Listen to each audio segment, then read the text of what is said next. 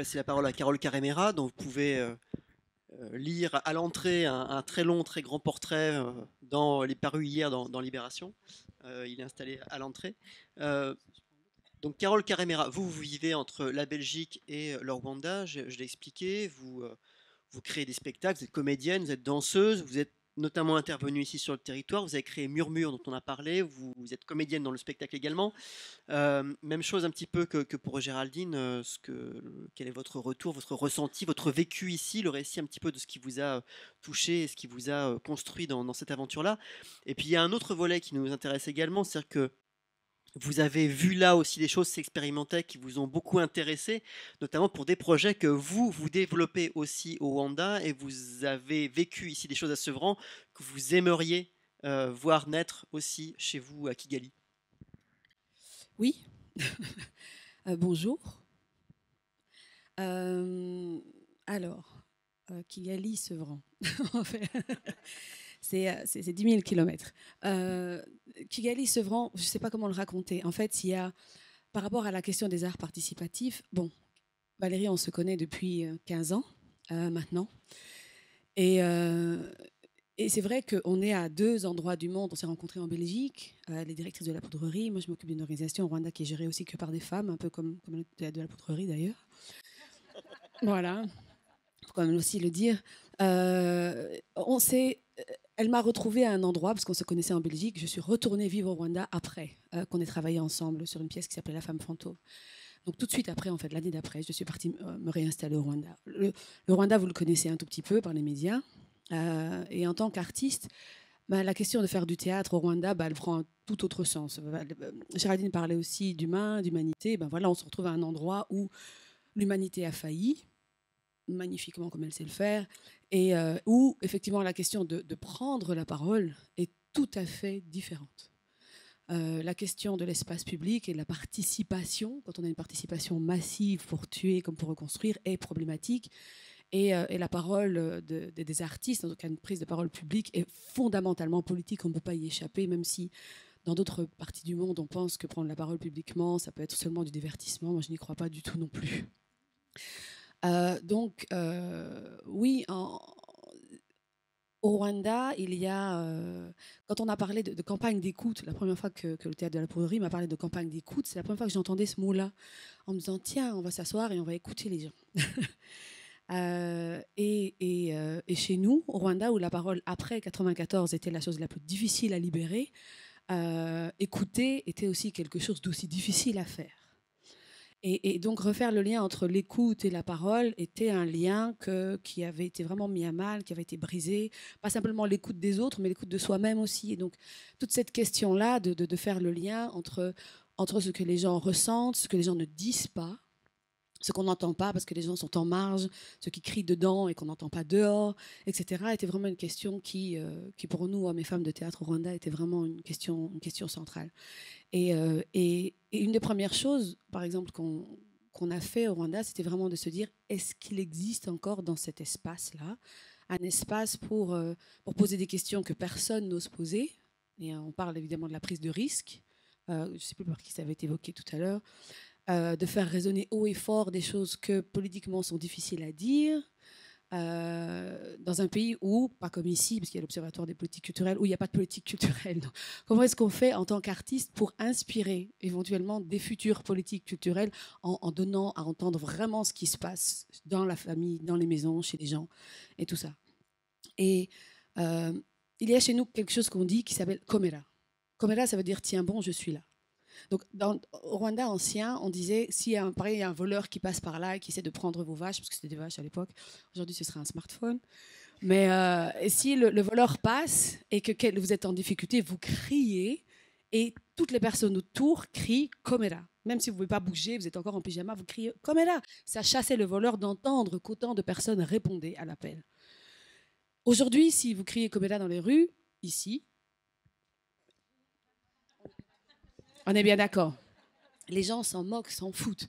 Au Rwanda aussi, si vous créez Comera, tout le monde aussi ne voudra pas entendre quel est le problème, etc. Donc la société dans laquelle on vit aujourd'hui ne répond plus à un appel, à un cri, à un désespoir, ne répond plus à ça. Et c'est pas simplement le cas du Rwanda après le génocide, c'est le cas de la France. Je veux dire, j'ai un problème dans la rue, je veux juste poser la question à quelqu'un, les gens fuient, courent, volent, tout pour éviter mon regard, ma question, mon problème, etc.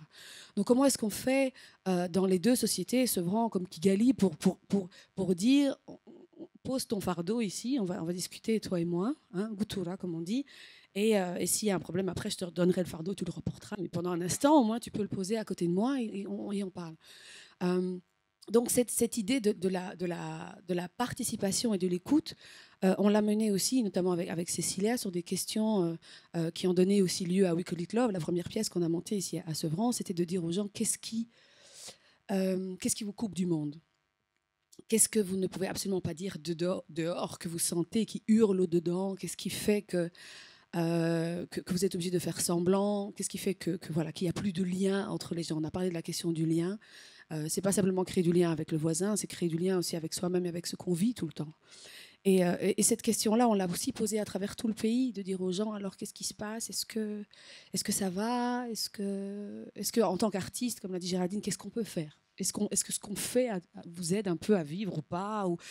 Et si on pouvait faire autrement, quoi? Et on a fait ça dans tout le pays. On a rencontré des milliers de personnes qui nous ont dit, moi, je me sens comme une maison sans ciment. Moi, j'ai l'impression que voilà, aussi longtemps qu'il n'y aura pas les noms des morts, ben, mon sang ne circulera pas dans mes veines, etc., etc. Donc autant de paroles, comme ça a été dit, que nous, les artistes, on a la possibilité de transformer en un espace de dialogue, en poésie, en musique, et qu'on ramène après au niveau des gens, où ils ont l'impression que pendant un temps a été pris en considération ce qu'ils sont sans la parole correcte, politiquement correcte, sans filtre, on va appeler ça. Et alors ensuite, après ça, ben c'est de parler, de dire que ce que je dis fait sens, que ce que je ressens est pris en considération et fait sens et ne doit pas être juste mis de côté parce que c'est trop difficile ou trop dur à entendre, etc. Et donc, quand on est, par exemple, revenu de Kigali, quand Valérie m'a appelé à Kigali pour me dire « Ah, tu ne veux pas faire une pièce chez les gens ?» Je fais « Chez les gens à Paris, chez les gens ici. Qui va nous accueillir d'abord? Et puis, qu'est-ce que les gens sont prêts à entendre? Qu'est-ce que les gens sont prêts à entendre d'un autre endroit du monde alors que déjà, entre eux, ils ne s'entendent pas? Hein, qu'est-ce que les gens sont prêts à accueillir, etc. Et c'est vrai que la question, effectivement, de l'esthétique, de d'où on part avec notre culture, on se dit, tiens, est-ce que les gens vont pouvoir recevoir la même façon de dire les choses? Parce qu'on parle français, mais on ne le parle pas de la même façon. Je veux dire, quand on chante, on chante avec des harmoniques qui remontent à plusieurs siècles, etc. Comment est-ce que ça peut résonner chez les gens? Et donc ça, c'était hyper important de se dire, dans des espaces où, comme l'a dit Valérie aussi, c'est pas... les espaces où les gens sont habituellement confrontés à la forme théâtrale, hein, etc. Qu'est-ce qui va bien pouvoir faire sens aussi chez eux? Qu'est-ce qu'on peut vraiment partager avec eux? Et là, l'aspect participatif, pour nous, il était important. Ça veut dire qu'on ramène des paroles de milliers de personnes d'une colline du Rwanda que vous ne connaissez forcément pas, à peine si les gens savent où c'est Kigali, qu'on fait passer cette parole-là par l'autre bout de l'Afrique, où on demande à un philosophe, Felwine Sarr, parce qu'il faut de la distance aussi pour pouvoir aussi dire les choses. Parfois, on n'arrive pas à dire les choses soi-même. Alors, avoir un interprète, un traducteur, comme l'a dit Géraldine, c'est fondamental. De demander à un Sénégalais, Felwine Sarr, de prendre la parole des Rwandais, de la passer par son filtre à lui, pour pouvoir nous la redonner à un metteur en scène congolais, qui maintenant, lui, qui est juste à côté, mais qui est affecté par ce que nous vivons, parce que c'est ça aussi la proximité, c'est pas simplement des villes. Ce qui se passe dans un pays affecte le pays directement d'à côté, etc. Donc l'écho, comme quand vous jetez une pierre dans un lac, et puis ça va loin. Et nous, on partage des lacs, on ne se rend pas toujours compte de ce que ça fait en termes d'énergie et de fracture ou de bien-être de vivre ensemble quand on pose des actes positifs ou négatifs sur plusieurs régions parfois. Et après, de pouvoir le jouer, de le ramener ici à Sevran. Et de découvrir, quand on est chez les gens, que les gens se connectent directement à cette parole-là, c'était aussi surprenant. Les gens oubliaient que c'était le Rwanda. Donc c'est cet endroit parfois assez confortable quand on est sur des scènes nationales où les gens font « Ah ouais, mais ça c'est le Rwanda, ça va ». Ils mettent 8000 km, 10 000 km de nouveau et vous regardent comme si vous regardiez à la télévision, comme d'habitude. « Ouais, mais ça c'est des barbares, c'est des nègres, c'est pas moi ». Tandis que quand on est chez les gens, ben, la question de la douleur, la question du deuil, la question de la réconciliation, la question du pardon, la question du vivre ensemble, elle est là. Elle est posée, comme on l'a dit, sur les genoux des gens. Et ça résonne sans le filtre de la télévision, sans les 10 000 kilomètres. Les gens ne voient plus notre couleur de peau parce qu'on est juste à côté, donc il n'y a plus 10 000 blancs autour et un noir. Il y a tout d'un coup, il y a tout d'un coup des gens avec une parole dans leur salon, parce que du coup, cette parole résonne dans un endroit qui leur est familier. Alors elle prend de la place, comme on mettrait un nouveau livre sur la bibliothèque des gens, et c'est comme si elle avait toujours été là.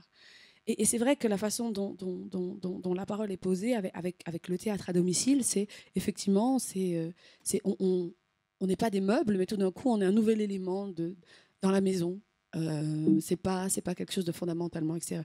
Et c'est ça qu'on ressent aussi, je trouve, les artistes quand on est là, c'est que on est un nouveau membre de la famille. On arrive, je regarde ici les gens chez qui on a été, enfin c'est super. Je dis bonjour, ça va, depuis quand? On a des petits punchs, on s'est saoulés là-bas, on a bu du cidre, enfin bref. Et c'est vraiment, on rentre dans la famille, on ne dit pas bonjour monsieur et madame, hier c'était Sylvie, et puis sa fille qui a les mêmes intolérances au lactose que moi. Et on ne pense pas, il y a du lait au Rwanda, il y a des vaches, il y a des immeubles. Non, c'est directement en contact. C'est simultané, c'est spontané, c'est familial. Et que d'aller dans un endroit comme ici ou dans une société qui est quand même terriblement individualiste comparée à celle dans laquelle je vis, se dire que de là où on est, nous, où les sociétés sont beaucoup plus solidaires et communautaires qu'ici, à recréer du lien dans cette société-là. L'émancipation, c'est bien, mais parfois j'entends quand on dit émancipation aussi, parfois individualisme, et c'est pas toujours évident, indépendance de pensée, donc ça veut dire je pense différemment, donc tu ne prends pas dans mon... Il y a aussi un danger dans tous les mots qu'on utilise aussi tout le temps en essayant de de penser individu tout le temps, alors que je trouve que ce que le théâtre à domicile fait, c'est beaucoup plus, c'est 1+1, et donc c'est des liens qui sont indéfectibles après, c'est des sentiments, des émotions qui sont vécues chez les gens entre la porte d'entrée qu'ils ouvrent avec un sourire, mais c'est juste, quand on arrive, les gens ouvrent la porte avec un sourire fantastique, alors toi tu dois être... c'est Carole ou c'est Cécilia, c'est laquelle? Mais ils savent déjà nos noms. Et puis on monte, attention, on marche. Tu veux te mettre là? Tu préfères un café avec sucre? Il n'y a pas... Il n'y a pas la question de je ne suis pas en train d'accueillir un être humain chez moi. Si je frappe à la même porte sans que j'ai été introduit par le théâtre de la Poudrerie, par Chloé, par Chaline, par Cécile, etc., qui vont avant, je frappe à la porte, la personne va regarder à travers le rideau de la fenêtre et puis elle va le refermer. Et ça, c'est quelque chose de très violent quand on est ici et qu'on ne vit pas dans des espaces comme l'Europe, etc., d'avoir toujours cette violence dans les rapports, je veux dire, ça va de la chapelle jusque dans les théâtres, où fondamentalement l'autre est vraiment mis à distance, est vraiment jugé dans le regard tout le temps. Et on sait que la communauté de Sevran aussi est aussi jugée tout le temps dans le regard par Paris, qui juge en fait en gros le monde entier, il faut quand même dire la vérité. Et donc de se retrouver dans le regard de l'autre avec beaucoup de bienveillance, avec de l'envie de rencontrer l'autre et d'être curieux de ce qu'il va me dire et de dire, il peut me raconter n'importe quelle histoire, j'ai envie qu'il me raconte une histoire. Et ça, c'est quelque chose que j'ai eu envie de ramener au Rwanda. Parce que là, chez nous, dehors, on est communautaire, solidaire, public, mais faire rentrer les gens chez nous dans cette intimité qui a été vraiment très mise à mal, où les gens crient encore en silence la nuit, c'était fantastique de pouvoir dire, regardez ce qui se passe en France, là où on pense que tout le monde va au théâtre, mais en fait, ce n'est pas le cas, et de ramener ça au Rwanda et de dire, est-ce qu'on peut faire rentrer maintenant une parole qui normalement est publique dans la sphère privée, et qu'est-ce que ça va raconter aux gens? Parce qu'on n'invite plus nos voisins chez nous, parce qu'on ne sait plus qui c'est. Parce que politiquement, les choses sont encore très fragiles. On essaie de reconstruire du vivre ensemble entre bourreaux, victimes, héritiers, enfants génocidaires. C'est très, très complexe. Donc, publiquement, on y arrive et on tient. Mais c'est très, très, terriblement fragile, cet équilibre-là. Et donc, emmener une parole politique chez les gens et qui ont peur de qu'est-ce que tu vas dire dont je serai responsable. Parce que c'est comme ça aussi chez nous. Ce que tu dis en ma présence, me rend responsable. Et ça, c'est assez génial, fondamentalement, quand on prend ce risque-là, de se dire, je suis responsable de la parole de l'autre et ce qu'il dira, parce que je suis à côté de lui, je vais le porter avec lui. C'est ça, pour moi, la société, c'est ça, pour moi, être ensemble, ce qu'on appelle démocratie, je ne suis pas tout à fait d'accord avec vous, mais c'est ça aussi, être responsable l'un de l'autre et prendre en charge la parole de l'autre et sa pensée, et puis ça fait question chez moi, et puis ça fait sens, et puis émotion, et puis ça. Pour moi, c'est ça que le théâtre participatif fait. Super.